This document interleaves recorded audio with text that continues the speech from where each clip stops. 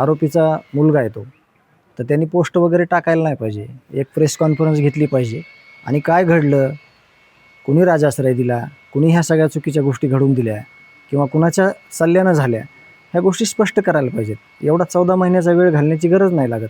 कारण खरंच जर तुम्ही याच्यामध्ये आज बोलायचं आहे, ते कधीतरी बोलायचंच आहे, तर तुम्ही पोस्ट टाकण्यापेक्षा डायरेक्ट बोललं पाहिजे की काय घडलं आहे, कुणी राजाश्रय दिला आहे, कुणी ही हिंमत दिली खून करेपर्यंत लोकांची लेकरं संपवण्यापर्यंतची, किंवा त्यांना नक्कीच सांगितलं असेल की मी आहे, मी काय होऊ देणार नाही. तर असं काहीतरी त्यांच्या डोक्यात असेल तर त्यांनी प्रेस कॉन्फरन्स घेऊन हे सगळं समाजापुढं आणलं पाहिजे. पण इतक्या दिवसानंतर 14 महिन्यानंतर आज पहिली पोस्ट आहे वाल्मिक कराडाच्या मुलाची.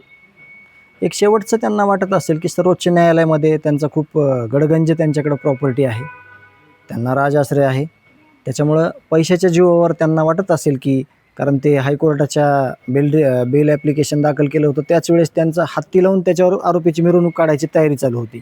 आता तर त्यांनी तो आरोपी डायरेक्ट दिल्लीहून हेलिकॉप्टरनंच मिरवला असता असं त्यांनी आत्ता बोलले नाहीत, पण तसं त्यांचं असेल. ते न्यायालयाला, पोलीस यंत्रणेला, शासनाला, मुख्यमंत्री साहेबाला चॅलेंज करतात.